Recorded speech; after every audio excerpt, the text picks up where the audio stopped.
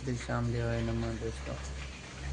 સવાર પડી ગયો છે અને જાગી ગયો છું. સવારના 8:30 થઈ ગયા છે. જવાનું છે બહાર, તો જલ્દીથી રેડી થઈને તમે મળો પાછો. તળાજા જવાનું છે અને પાલતાણા બે જગ્યાએ જવાનું છે. બપોર પછી પાલતાણા જવાનું છે, બપોર પહેલા તળાજા. બે જગ્યાએ જવાનું છે, તમને દેખાડો કઈ જગ્યાએ જવાનું છે. વરસાદ તો ધીમો ધીમો શરૂ છે, ત્યારે પણ આવે છે થોડો થોડો, તો પણ જવાનું છે. ચાલો તો મળીએ પછી પાછા આપણે. મિત્રો જ્યાં હતા બગદાણા દવણું દળાવા વરસાદના પલ્લીને આવ્યા છે.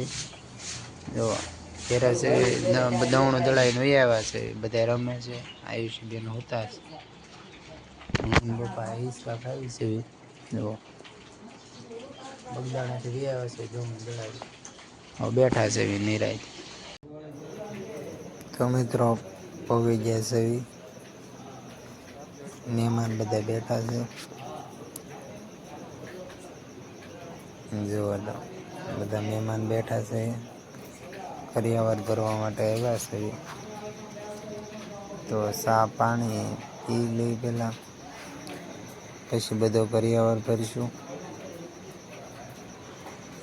તો અત્યારે ચા પાણી હાલે છે, બધા મહેમાન બેઠા છે. વાતચીત ચાલે છે બધી,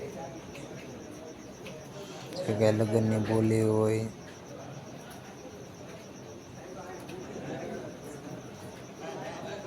લગ્નની જે કંઈ વાતચીત હોય નાના મોટી બધી વાતચીત થઈ જાય.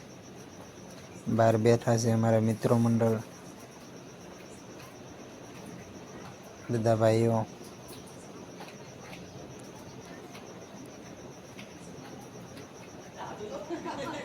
અહીં હાલે છે અમારે ચા પાણીનું કામકાજ શરૂ છે. જુઓ તમે, ચા બને છે રસોડામાં. મામાજીની મહેનત ચાલે છે. નાના નાના ભાઈઓ છે 3-4. હવે જાવીશું ઘેરે. જુઓ પાલતાણા ડુંગર કેવો લાગે છે કોમેન્ટમાં કહી દેજો. વરસાદનું વાતાવરણ હોય તો ધુમ્મસ જેવું બહુ વધારે હોય છે, તો મસ્ત ડુંગર લાગે છે. અત્યારે રોડ રસ્તા પણ સુમસાન ને કુદરતી કળાએ ખેલાયેલા હોય એવી રીતે લાગે છે, જેમ કે ચોમાસામાં હોય એવી જ ઋતુ પ્રમાણે અત્યારે પણ જોવા મળે છે. વરસાદના કારણે બધું લીલું દેખાય છે વધારે, નહીંતર તો લીલું ના હોય. પણ અત્યારે વરસાદ થઈ ગયો છે એટલે લીલુંછમ વધારે દેખાય છે. તમે પણ મિત્રો ફરવા જવાનું વિચારતા હોય તો આવી જગ્યાએ જ્યાં ડુંગર હોય છે ત્યાં અત્યારે જઈએ તો વધારે સારું લાગે. વરસાદનો મોસમ હોય તો આપણે મિત્રો બહાર રહેતા હોય તો વેકેશન હોય તો જ ફરવા મળે. એટલે અત્યારે દિવાળી વેકેશનમાં ફરવા જવું હોય તો આવી ડુંગરવાળી જગ્યામાં જજો. જુઓ ડુમ્મસવાળું વાતાવરણ દેખાય છે આખું, આગેથી જ એટલું બહુ સરસ લાગે છે. તો ઉપર ઓર મજા આવે. જેમ કે આપણે કદમગીરી ગયા હતા, ત્યાં પણ આવી જ રીતે ધુમ્મસ હતું. મેં ઉપરનું પણ વાતાવરણ તમને દેખાડેલું છે આગળના વ્લોગમાં.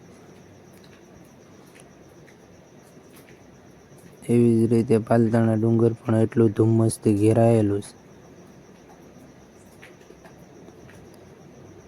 પાલતાણા ડુંગરમાં મંદિરને દેરાસરો છે, તો મંદિર બહુ વધારે પ્રમાણમાં મંદિર છે ત્યાં. તો આવતા જતા હોય બાજુમાં તો પાલતાણા ડુંગરે પણ ફરવા જજો. ફેમિલી મિત્રો સાથે ફરવા જરૂર જજો પાલીતાણા.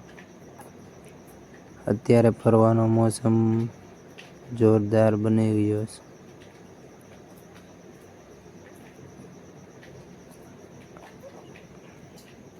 અત્યારે એટલે રળિયામણો ડુંગરો લાગે છે મિત્રો. જુઓ એટલે દૂરથી હું જોઉં છું તો પણ મને એમ થાય છે કે ચાલો અત્યારે જતા રહીએ ફરવા માટે.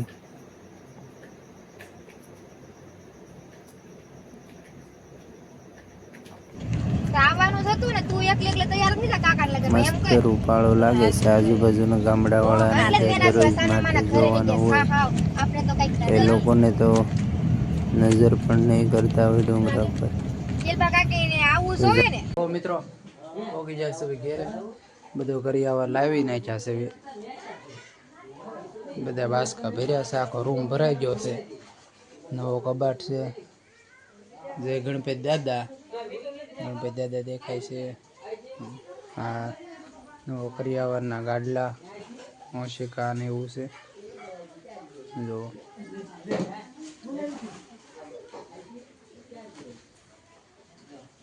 મિત્રો પોગી તો 7 વાગ્યાના ગયા હતા અને અત્યારે વાગી ગયા છે 7:38 જેવો સમય થયો છે. 7 અત્યારે આવી ગયા છે ઘેરે. જુઓ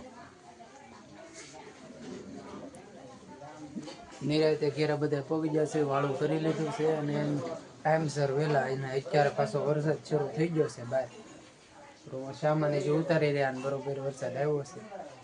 જમીન તો પહેલાં લીધું હતું, બોલેરો બન્યો હતો યાર. એટલે હવે જમીન તૈયાર થઈ ગયા છે. હવે નિરાયતે બધા મહેમાન બહાર બેઠા છે અને કરિયાવર ભરવામાં ગયા હતા પાલીતાણા. એટલે ટાઈમ વધારે વરસાદનો તો કાંઈ વિડીયો ઉતર્યો નહીં. જો બાસકા ભર્યા છે. જો મહેમાન બધા બેઠા દાદાજી અહીં શટર ને જે બોલેરો પડ્યો છે અહીંયા. આ બોલેરામાં સામાન ભરીને લાવ્યા હતા. મંડપ ડીજે કે બોલેરો જે કંઈ વસ્તુ જોતી હોય એ મળે છે. અમારા જયપાલભાઈનું નામ છે, આ નંબર છે મંડપ સર્વિસ. એના ઉપર તમે કોન્ટેક્ટ પણ કરી શકો છો. મળીએ પછી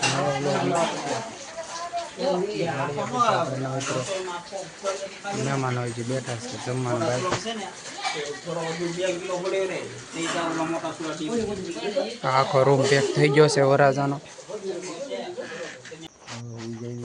12 વાગી ગયા છે અને ઘરનો બધો કરિયાવર આવેલો હતો નવા ભાગનો. એટલે બધું હરખો રૂમ તૈયાર કરતા હતા. રૂમમાં બધું ગોઠવવાનું હતું બાકી, એટલે ગોઠવતા હતા.